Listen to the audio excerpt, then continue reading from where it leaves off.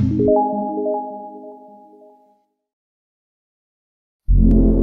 show will go live in 5 seconds. 4, 3, 2, 1. Love Talk Radio. Welcome. You're tuned into Life is a Sacred Journey. Every week, we bring a new perspective to aging and caregiving. Here is your host, Micheal Pope. Good morning, good afternoon, or good evening, no matter where you are listening to Life is a Sacred Journey, or if you're watching on Facebook Live here in the Bay Area. Good morning on this kind of chilly, cloudy, foggy day. My name is Micheal Pope, and I am the host of Life is a Sacred Journey, and we are so thankful to have the opportunity to come to you this morning. I wanted to start this morning, and I think we're going to kind of do this on an ongoing basis, is to lift up people who are doing things in the world, acts of kindness.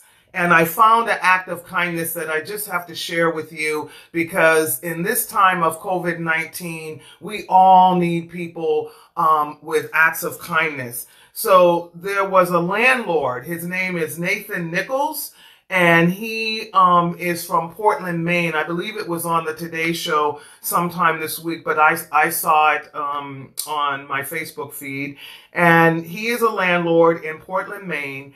And he has a family that rents a home from him.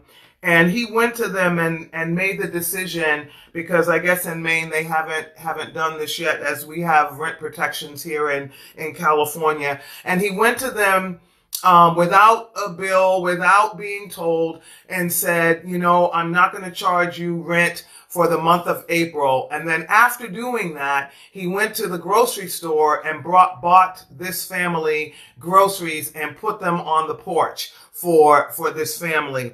That is an act of kindness that is so amazing. So Nathan Nichols, thank you so much for showing us what humanity looks like in a time of crisis. And if we could do that every day, what would the world look like? So thumbs up, Nathan Nichols, for your act of kindness and helping a family in need when they needed it and without ever being asked. I also want to say hello to all my family and friends that are watching this morning. And this morning I decided on my way out of my house, because I put this on Facebook for you guys earlier this week. These are my roses. Oh my goodness, look at them. So I'm sharing my roses with you. This is a way for you to start your day as you shelter in place. They smell magnificent. I'm probably going to start sneezing soon, but they're amazing. So I'm sharing these beautiful, beautiful flowers with you. So I'll put them right here in the hopes that you can see them. And then this morning, for some reason, I don't know why I did this, but I had to bring my Wonder Woman cup out of the house with me. So I don't know why, but it's Friday, and I decided I needed my Wonder Woman cup for later on today as I'm drinking my water. So this is another thing that I want to tell you. I just chose my Wonder Woman cup. But drinking water while you're sheltering in place and really taking care of your body so that your mind can handle the stress is so important. Have fun with it. You know, we can get so boring with ourselves. Have fun with it. I know I embarrass my children all the time because I like to have fun, but I don't know what kind of cup you have at home, but pick it up, get one, get a fun cup, and drink your water in it. I like Wonder Woman. She's my mantra. If anybody knows, I have a Wonder Woman phone and everything. So get your Wonder Woman cup or whatever it is that you need to drink your water today. So we today decided to go guestless, and what we're doing is answering questions. And so I have some questions that people sent me, and one of the questions, which I think we'll spend a moment on, and then I know I have some folks on the line that will be calling in. But Nicole Howell. Hi, Nicole. Good morning. Nicole Howell is the executive director for the Ombudsman's Group in Contra Costa County. And she sent one of the best questions, and I love it. So I'm going to read it to you. And Nicole said, How do you maintain your composure and strength in times of stress like we are currently living through? And I don't know if that was personally for me, or if she just wanted me to kind of review that and find some responses to that. But I'm gonna start with me. For me, getting through anything in my life, when I had cancer, twice diagnosed with cancer, any of the things that have happened to me, divorce, getting older, sciatic pain, all of that. It has been my faith. I know that there are people out there who are going to be watching this, and I don't want to, again, I'm not trying to beat you over the head with how I live my life, but it has been my faith that has gotten me through all those things, and it continues to get me through this time of coronavirus. The love of my family. I have an incredible family that I love, and fortunately they love me even in my kookiness. And I have good friends and church friends and friends through work and friends all over the world that I stay connected with. So I want to say good morning to my family in Dubai. Good morning, G, to you and your mom as I see you watching this morning. So it's just, that's what gets me through is my faith, my friends and family, and my faith leads to hope, and hope leads to love. And so, just all those three things, faith, hope, and love, are the foundations for everything that I am and everything that I hope to be. So that's my answer to that question, Nicole. But for all of you out there, if that is, add that to your stuff, but to your grab bag. But at the end of the day, how do we get there? I think it's taking an honest look at ourselves. I many years ago, probably 2 decades ago, took a real honest look at myself to try to make a determination. Did I like me? Was I happy with me? And I have to admit the answer was no. I've always had a good career. I've been blessed to have a good career, but inside, I was just not happy, and I couldn't figure out why. I had faith, I had hope, I had love, I had all those things. But what I realized is that I had not taken care of myself, that I had not learned about Micheal, who Micheal was, what Micheal needed, how do I comfort myself when there's nobody there to comfort me, how do I decide who I want to be.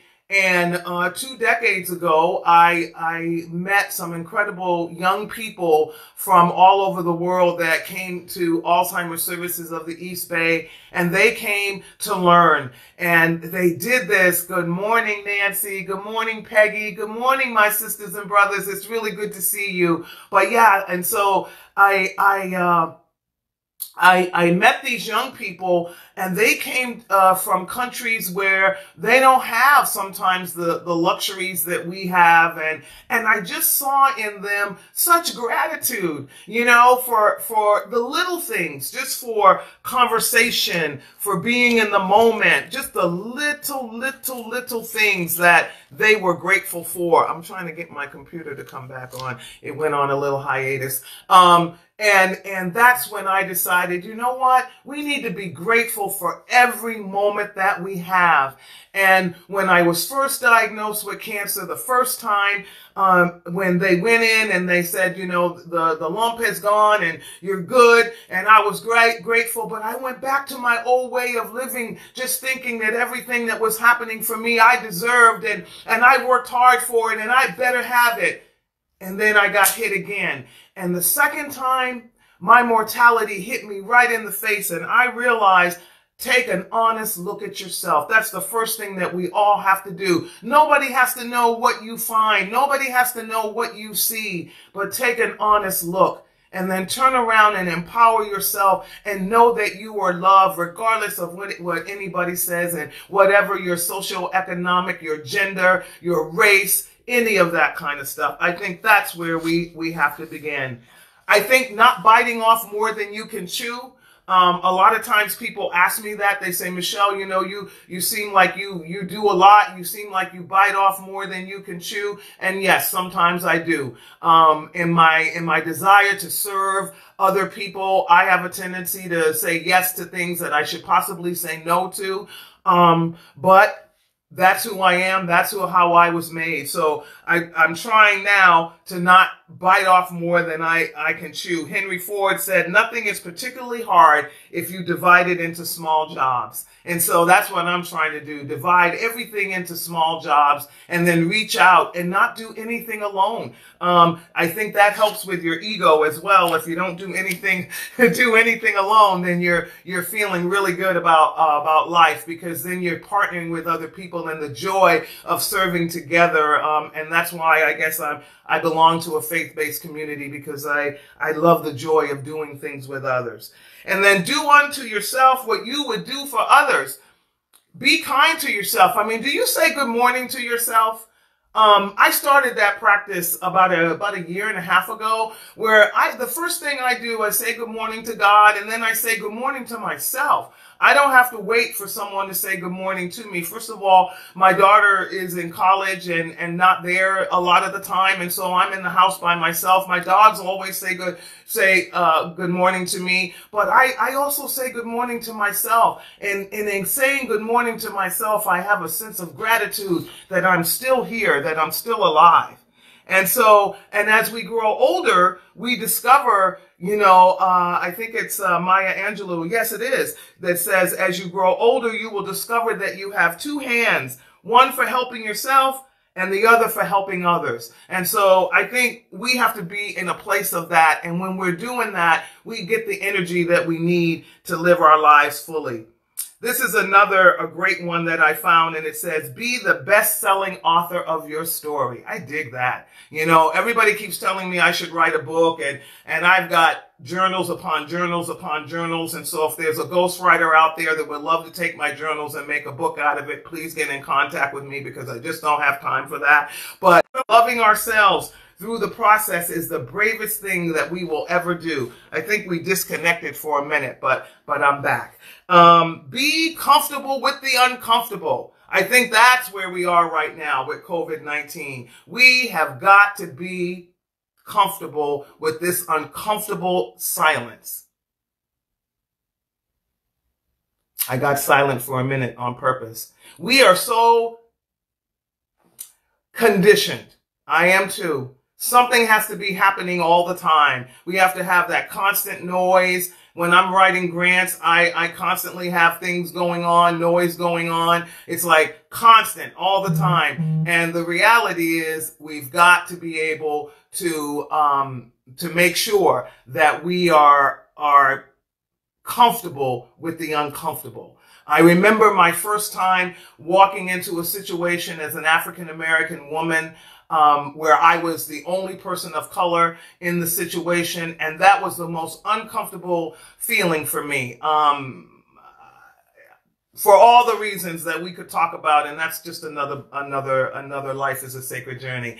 But then once I walked into the room and I realized there were people with like hearts and like minds like myself, that uncomfortableness eventually went away. And now, I can walk into situations where, yeah, I may be the only woman, I may be the only person with short hair, red hair, whatever the color of my hair is at that time.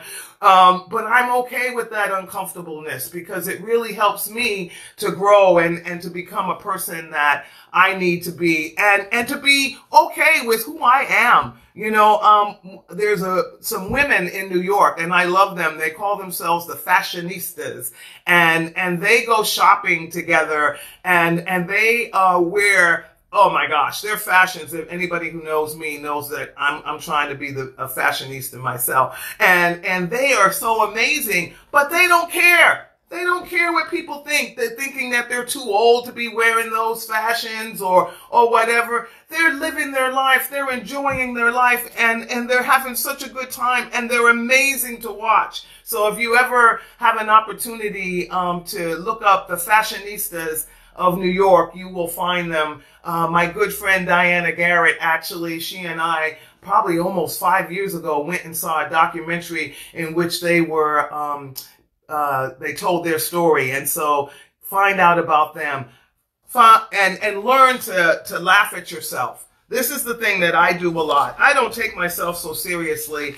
that I don't have an opportunity to laugh at myself. I think laughing at myself is one of the things that I do the most, and sometimes all by myself. And so when I'm in my car, I'm sure that when people drive by me, they probably think I'm insane because I'm in there laughing, but I'm usually, the radio's not on, but I'm laughing about something that I'm thinking about or something that I said or whatever, because I'm a retrospect thinker. So all of those things are just so important to living through this time. And Nicole, be gentle with yourself. Love yourself for who you are, and know that all of us are going through this together.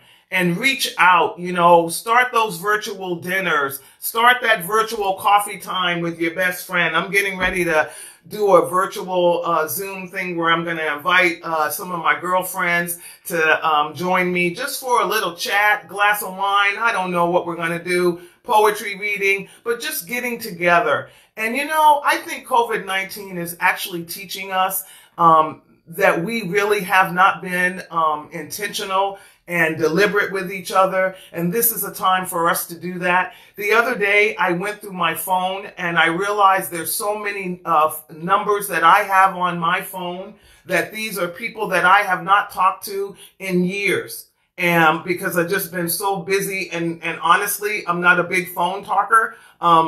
There's something about being on the phone. I like personal contact. But I'm going to call. I'm going to start with A, go all the way down to the end of it, make sure those numbers still exist, and reach out and just say, I'm thinking about you. I did that the other day with my good friend Akesa, and she warmed my heart when she said to me, it's great to hear your voice. And I have to tell you, it was great to hear her voice as well. So that's something that we can do. And I'm sure we've got numbers, so many numbers on our cell phones that it's crazy. Thank you all for watching. I see you. I'm waving out to you. Thank you for joining Life is a Sacred Journey. We have a caller on the line, and I'm going to bring that caller in. And if you do want to call in, the phone number that you can do that is 949-270-5908. And I believe, is that you, caller? That is me. Hi, how are you this morning?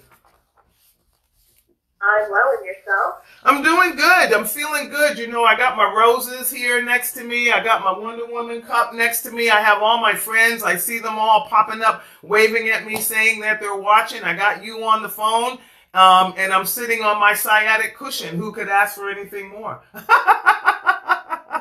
right. So since you're calling in, I'm going to ask you to get really close to that phone, almost kissing it, so that our folks on Facebook Live can hear. But one of the questions that came up that you and I were talking about yesterday is families that are living and caring for someone at home, whether they be elderly, somebody with dementia, someone with with mental illness, and I even think just in general, because we're all dealing with this cabin fever thing, agitation. How do we get through, those moments of agitation that we have with each other? I know the other day I was getting really agitated at the dogs because they just would not go and lay down somewhere. But this is bigger when you're a caregiver or you're a parent caring for your loved one. And I know you're a caregiver as well. So how agitated moments, what is your advice for people getting through those agitated moments when you look across the room and that person just needs you one more time, they just need you for one more thing? What are some of the advice that you would give folks that are listening and watching this morning? So for me, I know one of the things that I have to remember to do is just to take a deep breath. And just take that breath and take that moment and just be with yourself. And you know what? I love what you said when you said love yourself, because it's natural to get, upset with people. It's natural to feel, anxious and angry at times. So it's okay to feel that. So just know that and just take that breath and just take a moment. And then, I'm a big person for outside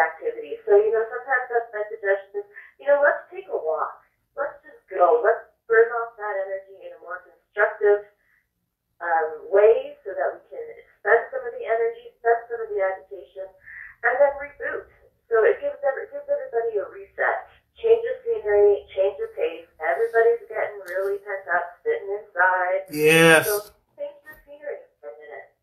And then when you come back in, do something fun. Turn on the music. Have a dance party, maybe. If your loved one can't get outside and go for a walk, maybe do that instead of going for the walk. Put on some fun music and dance. Try to find the joy, like you say, the joy in those little moments, and laugh at yourself. Laugh at what you're doing. Find crazy dance moves. You gotta take a minute to reset your brain and just have fun, because we can't change the situation we're in. We can change our attitudes. We can't change our loved ones. Nope. Because they are what they are. Yep. That's why we're caregivers. So we've got to look for that positive moment.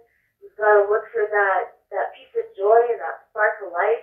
Maybe it's looking at old pictures, remembering a fun time that you had. Maybe you took a trip somewhere, and it's reminiscing about that great time you have, so that you get that relationship back and you get to see the person that, you kind of lost a little pieces, because they're still there. That's right. It's harder to find sometimes, especially when you're upset. That's right. That's right. So Carla just gave us some really good advice, and I love, dance parties. I did one on Facebook, and I know I embarrassed my daughter just like crazy, even though she was holding the phone, letting me do that. But you know what?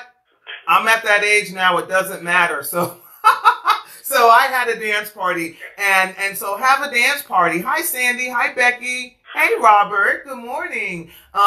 So do that. Have fun with yourself. We have another caller that has joined us, and can you tell me your name, please?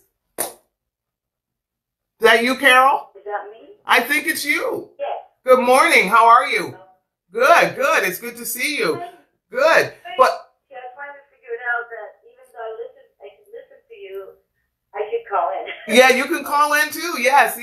But agitation, you folks, just so that you know, if you're living and caregiving with someone that has Alzheimer's and dementia, the reality is, because they have been sequestered in the house, shelter in place, you have to maintain that schedule. And that's important for all of us. Every morning I get up at the same time. I get dressed. I'm not really good at makeup and stuff. I'm just doing this for all of you. So that's why, because my daughter told me I needed to put lipstick on. So you get the lipstick, Michelle. But I get up and I get dressed like I'm coming to work. I am coming to work because we are an essential service. But at the end of the day, I do that even the days that I'm working from home. Get that routine. The poor dogs are being walked to death. I'm sorry, Alpha and Daisy, but I'm walking them because I need to do that. The dance party, as Carla said, starting a gratitude journal, that would be so important. Every day, finding something that you're grateful for. Finding something that gives you that awe. That's the thing that I love about children. Children are constantly in awe of everything, particularly little people when they're tiny. I have some godchildren in Belgium that I love, and when their family send me videos of them, they're in awe of stuff, and they're so excited. You send a book with spaceships, and they're just like, it's so exciting. Well, as we get older, we lose that awe. Be in awe about something.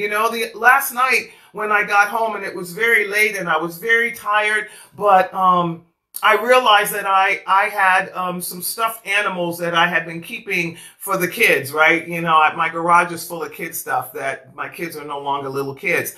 But I went through it, and I brought some of them with me today because I'm going to drop them off at the shelter in case there's some children that are there that need to have some toys and things. So do something for someone else. You can do something for somebody else during COVID-19. You just got to keep 6 feet away from them.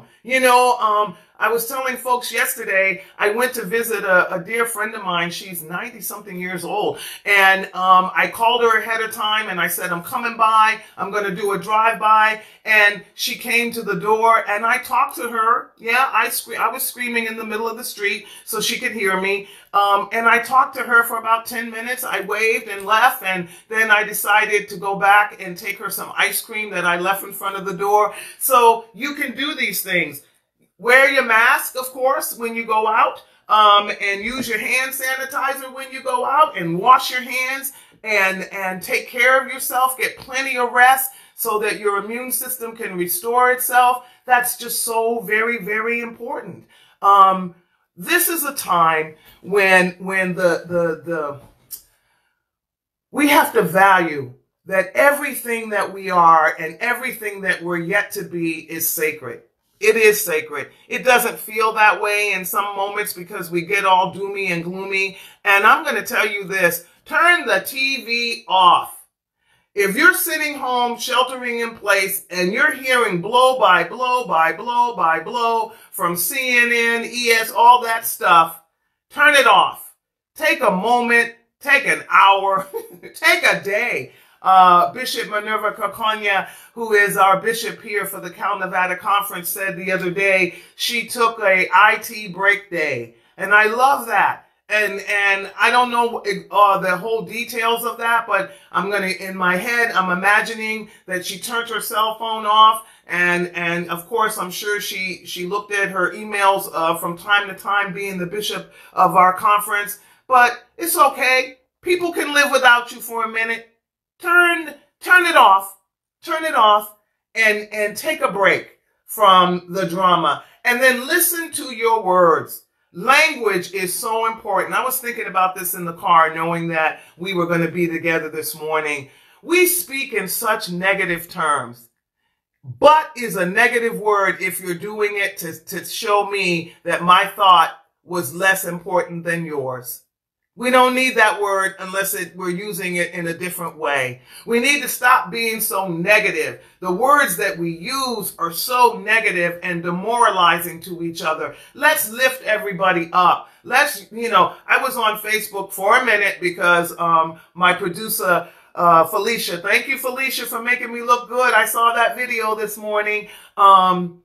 She put this video up, and so I went to look at it, and I was just like, wow, that's amazing. And my ego self got caught up for a minute, but I'm good now. But having that moment where you can really just take a look at yourself and love yourself and change the words. There was a time that I used to say that I was poor.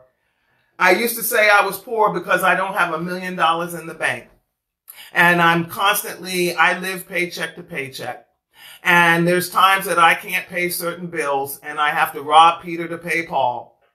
But at the end of the day, I'm still here. And I have the ability to make the world a better place and to make me better in this world. And so as you have come here this morning to Life is a Sacred Journey, I hope and pray that for the rest of this day and for the weekend that's forthcoming, that you will take time to love yourself, know that you are magnificently and wonderfully made, change your language, start speaking in positive terms, and hug yourself. And since we can't, the new thing is that we can't shake hands anymore, I'm going to sign out by doing this. I pray, and that's my thing, that all of you have the best day and that you will take time to love yourself and have faith, hope, and love in your life. Be well, God bless, and we'll see you next Friday at 8 a.m. Tell somebody about Life is a Sacred Journey. Thank you all for coming. Thank you. I love you all so much. Thank you so much for coming. Have a great day, and God bless.